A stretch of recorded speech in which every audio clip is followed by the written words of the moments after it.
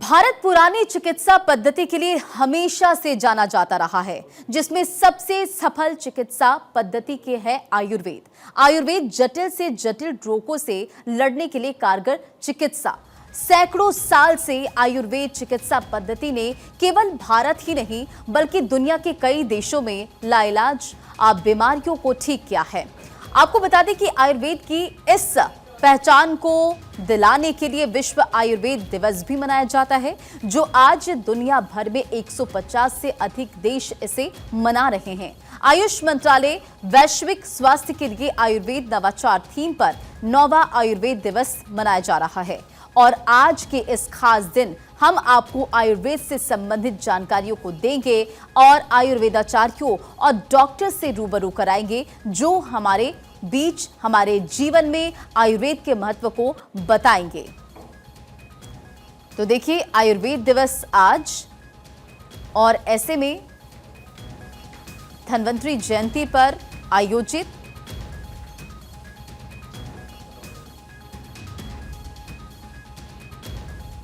तो देखिए, आपको ये बताते चले कि धन्वंतरी देवताओं के चिकित्सक थे और वे आयुर्वेद पद्धति से इलाज किया करते थे। आयुर्वेद की उत्पत्ति के अभिन्न अंग भी हैं धन्वंतरी।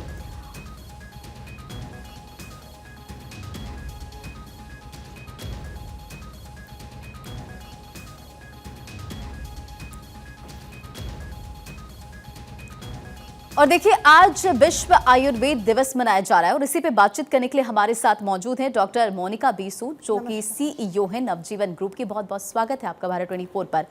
आज आयुर्वेद दिवस सेलिब्रेट किया जा रहा है। प्रधानमंत्री नरेंद्र मोदी भी इसे लेकर उन्होंने सोशल मीडिया प्लेटफॉर्म एक्स पर पोस्ट भी किया और सबसे बड़ी बात, सिर्फ भारत ही नहीं बल्कि 150 देशों में इसे सेलिब्रेट किया जा रहा है, इसे मनाया जा रहा है। कैसे देखती हैं आप इसे?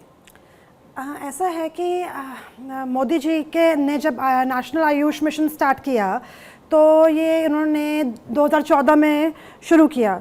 इसके शुरू होने से पूरे विश्व भर में आयुर्वेदा का बहुत ही ज़्यादा अच्छा प्रचार हुआ है। तो मैं मोदी जी की बहुत आभारी हूँ कि उन्होंने हम जैसे डॉक्टरों की और जो हमारे उत्पाद हैं उनकी इतनी सराहना की, और आयुर्वेदा को, जो कि हमारे देश का सबसे पुराना साइंस है और जिससे, जैसे आपने बताया, बहुत ही जटिल रोग जिससे ठीक कर रहे हैं और बहुत सारी औषधियाँ हमारी इससे उपलब्ध हो रही हैं सब लोगों को।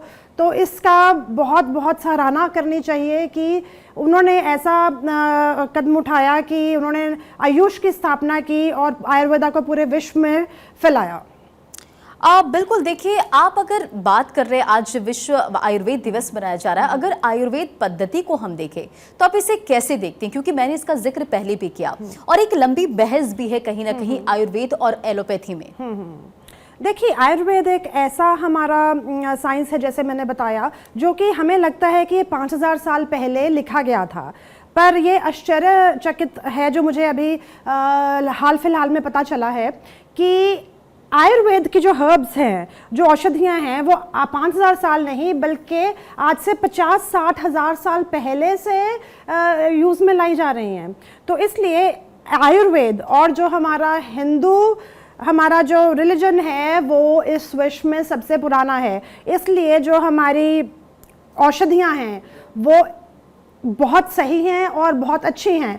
इससे ऐसा है कि ये जटिल से जटिल बीमारी को दूर कर देती हैं। मैं यहाँ प्रिवेंशन की बात नहीं कर रही, मैं साथ साथ क्योर की बात भी कर रही हूँ कि ऐसी लाइलाज बीमारियाँ, जैसे हमारा डायबिटीज़ हो गया और बहुत सारी ऐसी बीमारियाँ हैं, जैसे कैंसर है। कैंसर इस टाइम बहुत ज़्यादा इंडिया में फैला हुआ है। डायबिटीज़ भी बहुत ज़्यादा सबसे ऊपर नंबर पे है इंडिया में।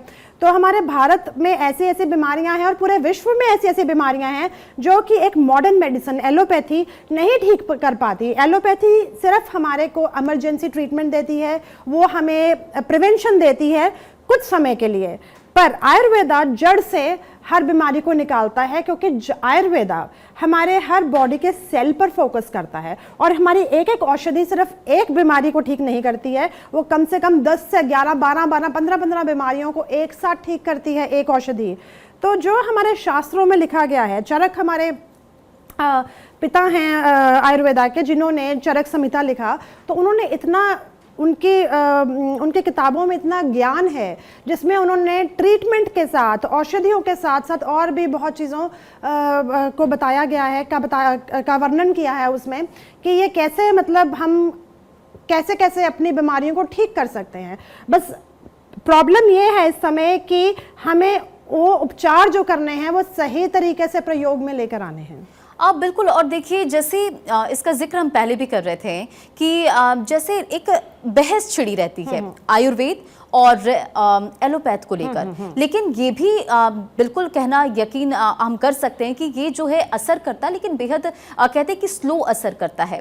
तो इस बहस को कैसे देखें आयुर्वेद और एलोपैथ के बीच में? देखिए, सबसे पहले मैं तो ये समझाऊंगी हमारे जो व्यूवर्स हैं उनको कि एलोपैथी हमें इंस्टेंट रिलीफ देती है। अगर आज आपको कोई बुखार है और आप पैरासीटामोल खाएंगे तो आपको इंस्टेंट 6-8 घंटे में रिलीफ मिल जाएगा, पर आप देखेंगे कि 6-8 घंटे बाद वो बुखार आपको दोबारा वापस आ जाएगा जब तक आप इसका पूरा कोर्स ट्रीटमेंट ना करें। या ऐसा नहीं है, जब हमारे कोविड हुआ, कोविड ने हमें बहुत कुछ सिखाया। कोविड में लोगों ने बहुत सारी पैरासीटामोल खाई, जिसके बहुत सारे साइड इफेक्ट्स भी हुए लोगों के लिवर और किडनी के ऊपर।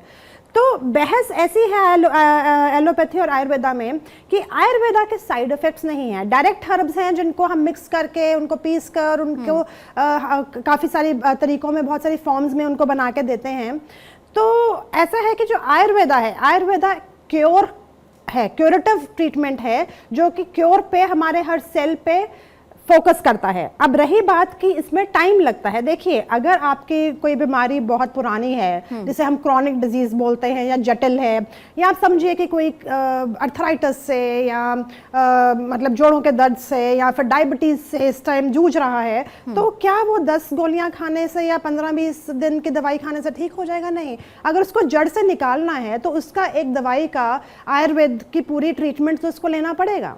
अब लोगों को ये भी परेशानी होती है कि अगर 5-6 दवाइयों का कोर्स वो कर रहे हैं आयुर्वेद का, तो हमें दवाई दूध से लेनी पड़ती है, हमें दवाई समय में लेनी पड़ती है।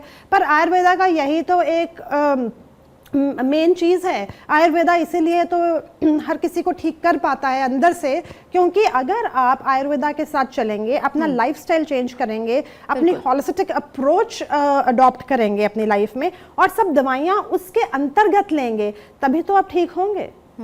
और चलिए इसी पर बातचीत करने के लिए डॉक्टर परमेश्वर अरोड़ा भी हमारे साथ जुड़ गए, एमडी आयुर्वेद करें। बहुत बहुत स्वागत है आपका डॉक्टर साहब हमारे इस चैनल में। और देखिए, इसका जिक्र हम कर रहे हैं क्योंकि आज विश्व आयुर्वेद दिवस मनाया जा रहा है, और सिर्फ भारत ही नहीं बल्कि 150 देश आज इससे मना रहे हैं।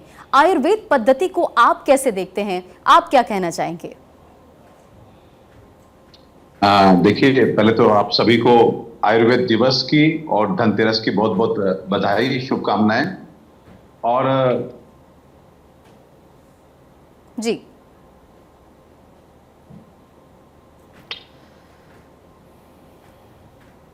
तो शायद उनकी ऑडियो है हमारे तक नहीं पहुंच पा रही। जी परमेश्वर, सुन पा रहे हैं? जी सुन पा रहे हैं, बात पूरी करें अपनी।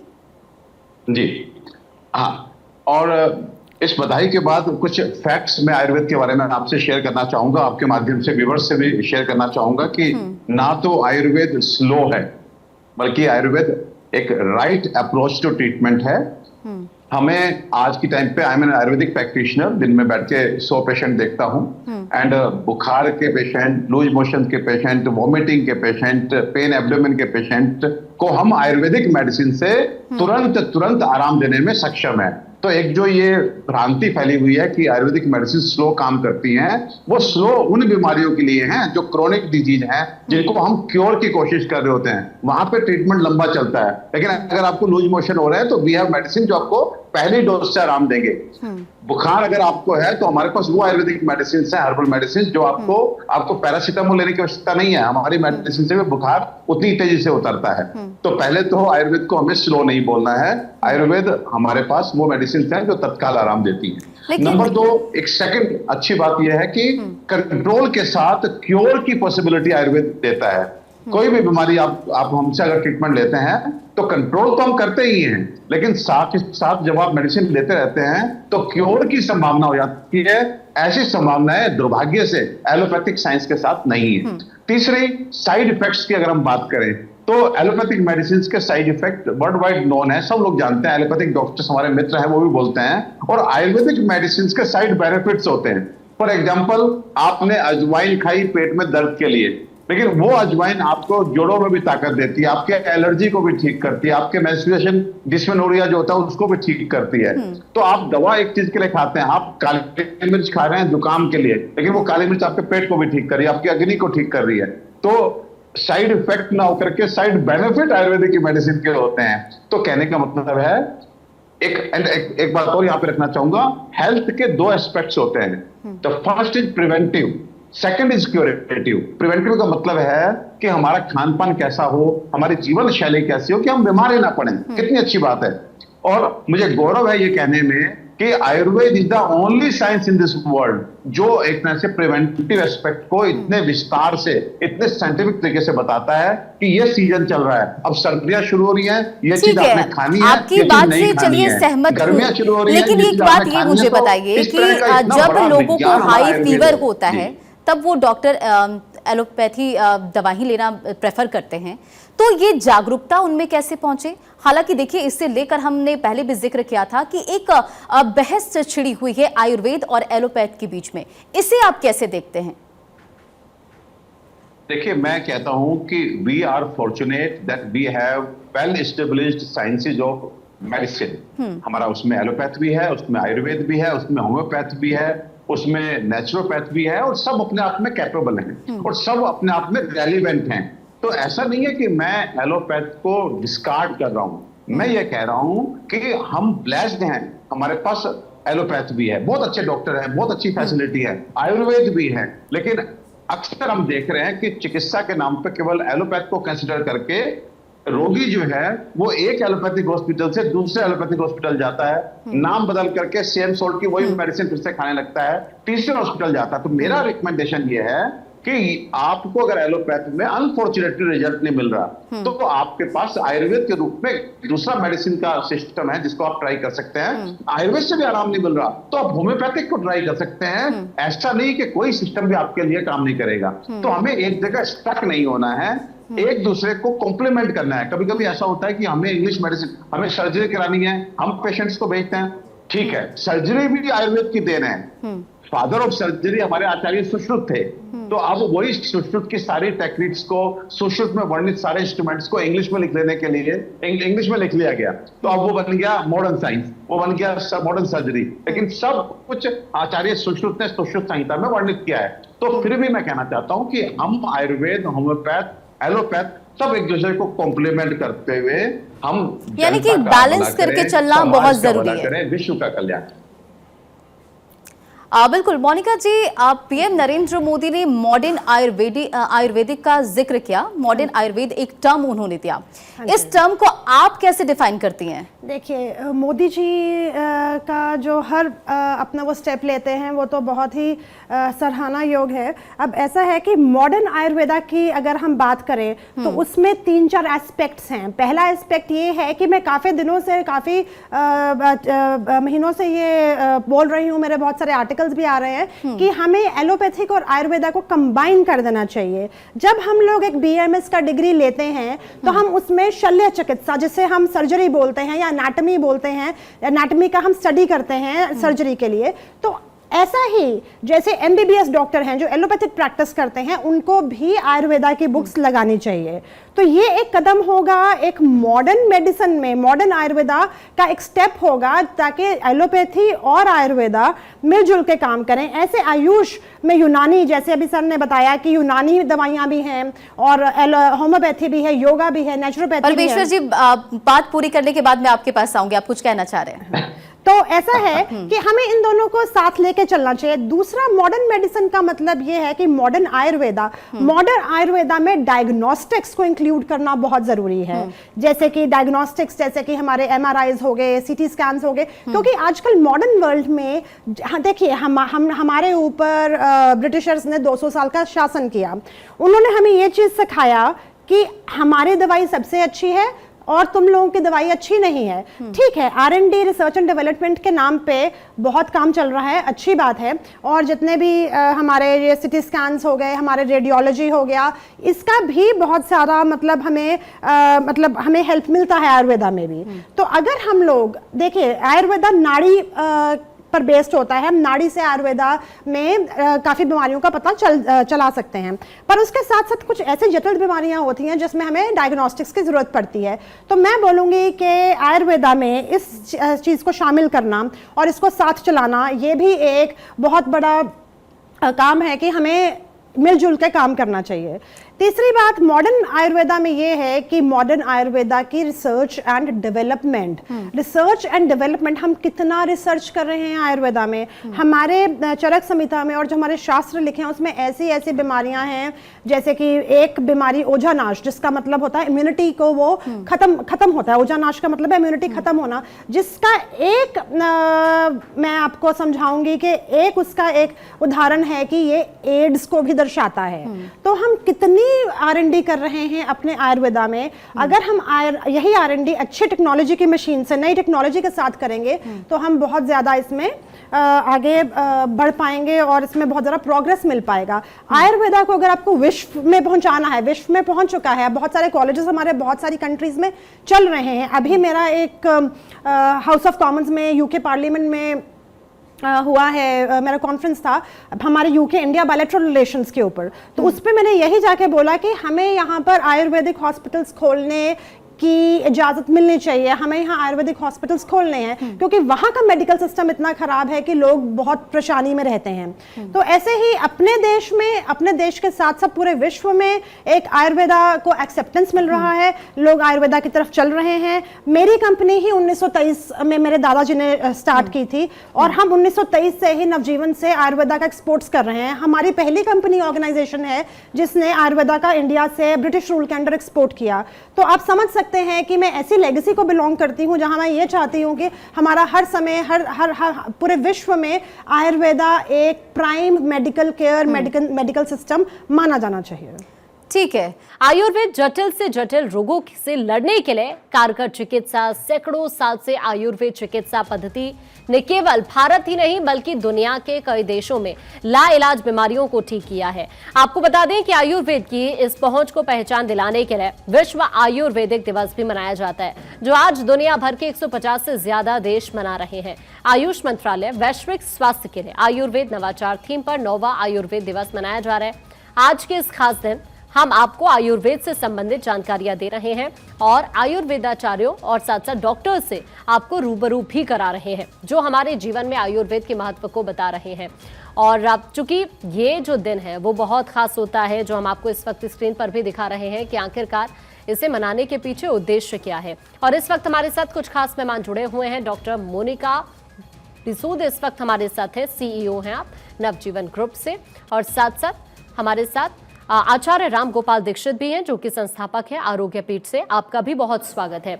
सबसे पहला सवाल राम गोपाल दीक्षित जी आप ही से मेरा रहेगा, चूंकि अभी अगर हम समग्र स्वास्थ्य की बात कर रहे हैं, जिसका जिक्र प्रधानमंत्री अभी अपने संबोधन के दौरान करते हुए भी नजर आ रहे थे, उनकी कोशिश है कि आयुर्वेद को बढ़ावा मिले, और वो हमने कोविड के टाइम पर देखा भी है कि किस तरह से लोगों के अंदर आयुर्वेद को लेकर जागरूकता आई है।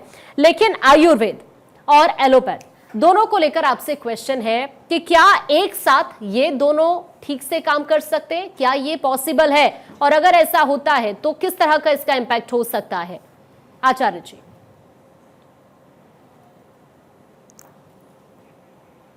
आप प्लीज एक बार अनम्यूट कर लें, आपकी आवाज नहीं मिल पा रही है।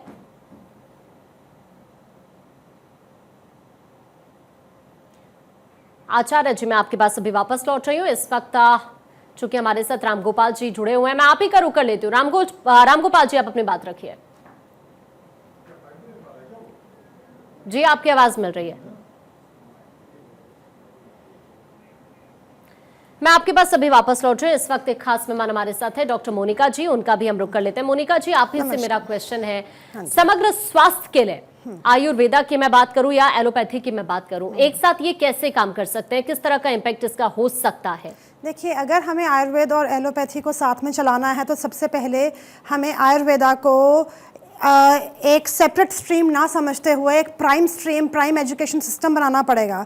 सबसे बड़ी बात, अगर आयुर्वेदा को हर घर में पहुंचाना है, विश्व में पहुंचाना है, हर बच्चे के मन में, हर इंसान के मन में बिठाना है, तो आपको सबसे बड़ा काम करना है कि आयुर्वेदा को एक प्राइमरी शिक्षा में, प्राइमरी स्कूलों में एक शिक्षा के रूप में आपको उसको जोड़ना पड़ेगा, उसको लेके आना पड़ेगा। अगर हम साइंस, मैथमेटिक्स, इंग्लिश अपने बच्चों को हिंदी पढ़ाते हैं, ऐसे सब्जेक्ट्स पढ़ाते हैं, तो क्यों ना हम आयुर्वेद को और हम साइकोलॉजी को उसके साथ दोनों को इंटीग्रेट करें और इन बच्चों को शुरू से पढ़ाएं, ताकि जो बच्चा बचपन से ही इसकी एजुकेशन ले रहा है, उसको इसकी शिक्षा मिल रही है, तो वो बड़ा होकर सबसे पहले तो एक होलिस्टिक अप्रोच को अपनाएगा। अभी तो बच्चों को जंक फूड खाते हैं, बच्चे इतना खराब खाना खाते हैं, उनको यही नहीं पता होता कि अपने स्वास्थ्य को कितना खराब कर रहे हैं। तो अगर ये चीज़ सबसे पहले एजुकेशन में आएगी तो हर बच्चे को समझ आएगा और ये आगे तक जाएगा।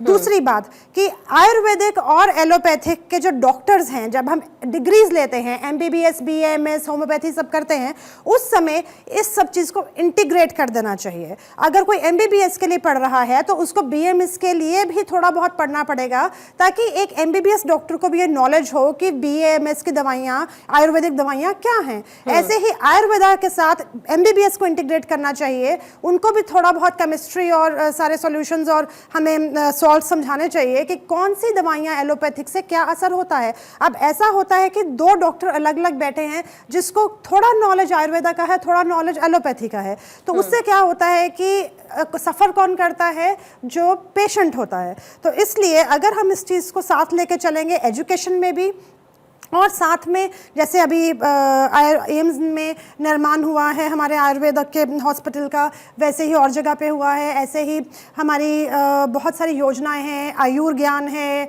आयुर स्वास्थ्य है, और आयुर्ज्ञान में नॉलेज मिलती है। मतलब मोदी जी ने बहुत सारी ऐसी इतनी अच्छी पॉलिसीज़ बनाई हैं, और हमारी औषधि गुणवत्ता की एक पॉलिसी है, वो उन्होंने बनाई है। तो अब सारी चीज़ों को अगर हम लेके चलें और इस प्रोस्पेक्ट्स के साथ हम आयुर्वेदा और एलोपैथी को साथ लेके चलें, तो लेकिन मोनिका जी, क्या आप नहीं मानती कि पहले के अकॉर्डिंग अगर अब के सिनेरियो को समझा जाए तो लोग आयुर्वेदा को लेकर काफी जागरूक हुए हैं? हाँ जी, या काफ़ी लोग आयुर्वेदा को लेकर जागरूक हुए हैं, और इसका सारा का सारा जो है वो मोदी जी को श्रेय जाता है कि मोदी जी ने 2014 में आके आयुष की स्थापना की। उन्होंने विश्व में समझाया है सबको कि आयुर्वेदा एक ऐसा साइंस है जो कि ना कि छोटी से छोटी बल्कि बड़ी से बड़ी, जटिल से जटिल रोगों को क्योर कर सकता है, उन सारी बीमारियों का निवारण हो सकता है। आयुर्वेदा एक सिर्फ प्रिवेंटिव मेडिसिन नहीं है, आयुर्वेदा क्यूरेटिव मेडिसिन भी है। ठीक है, मैं आपके पास अभी वापस लौट रही हूँ। इस वक्त हमारे साथ कुछ और खास मेहमान भी जुड़े हुए हैं। इस वक्त डॉक्टर परमेश्वर अरोड़ा भी हमारे साथ जुड़ चुके हैं, जो कि MD है आयुर्वेद से इस वक्त हमारे साथ। एक जनरल सा क्वेश्चन मैं आपसे डॉक्टर परमेश्वर करना चाहूंगी, चूंकि आज का दौर ही चिंता का, तनावपूर्ण का है, तो आयुर्वेद क्या सुझाव देता है लोगों को इस दौर में? देखिए, आज के टाइम की अधिकतर बीमारियों को हम लोग लाइफ स्टाइल डिसऑर्डर बोलने लगे हैं, ऐसे तो उसमें हमारा खान पान, जो कि वास्तव में अगर सही कोई करा सकता है तो वो आयुर्वेद ही है। हमारी जीवन शैली वास्तव में कोई अगर ठीक करा सकता है तो वो आयुर्वेद ही है। योग को अपना करके, मेडिटेशन को अपना करके, प्राणायाम को अपना करके हम अपने को डिस्ट्रेस कर सकते हैं। और जैसे मैंने बोला लाइफ स्टाइल डिसऑर्डर, ऐसी एक शब्द और सुनने को आपको मिलेगा, साइकोसोमैटिक डिजीजेज। आज हर बीमारी की शुरुआत में पहले साइको, कहीं ना कहीं हमारा दिमाग खराब होता है, उसका इंपैक्ट शरीर पे आता है। तो माइंड को रिलैक्स रखने के लिए हमें वास्तव में जीना सीखना होगा, और जीना सिखाने के लिए तो मुझे लगता है आयुर्वेद अपने आप में एक ऐसा विज्ञान है जो 100% आपको करेक्शंस दे सकता है। तो बहुत ही रेलिवेंसी है आज के टाइम पे, हमें आयुर्वेद को as a primary line of medicine system अपनाना ही पड़ेगा। इमरजेंसी के लिए डेफिनेटली हो सकता है कि हमें कुछ केसेज में एलोपैथ के पास जाना पड़े, लेकिन आयुर्वेद अपने आप में, मैं फिर से रिपीट करता हूं, मैं आपके पास वापस लौटूं, समय का अभाव है। आचार्य जी, आपसे मैं एक छोटा सा रिएक्शन चाहूंगी। आयुर्वेद दिवस है आज, क्या कहेंगे आप इस खास मौके पर, चूंकि पहले के अकॉर्डिंग तो सिचुएशन बदल रही है आयुर्वेद को लेकर? अब जी, 300 वर्ष पहले एलोपैथ नाम का या कोई मेडिकल डॉक्टर नहीं हुआ करते थे, लेकिन 300 वर्ष पहले भी आयुर्वेद ही लोगों के संपूर्ण स्वास्थ्य की चिंता करता था। और आज क्योंकि एक लंबे समय से हमने अंग्रेजों की और बाकी इस प्रकार की गुलामी रही है, इसीलिए आयुर्वेद डाउन हुआ। वर्तमान में अभी जो हमारे प्रधानमंत्री आए हैं आदरणीय नरेंद्र मोदी जी, इनकी सकारात्मक सोच के कारण से भारत की ये जितनी भी इंटीग्रेटेड साइंसेज हैं, जिनको अभी तक ऑल्टरनेट बोलते थे, आयुर्वेद को भी ऑल्टरनेट बोलते थे, जब बिल्कुल आप सही कह रहे हैं आचार्य जी, समय का अभाव है, अभी के लिए आपसे माफी चाहूंगी। आप तीनों खास मेहमानों का हमारे साथ जुड़ने के लिए बहुत शुक्रिया।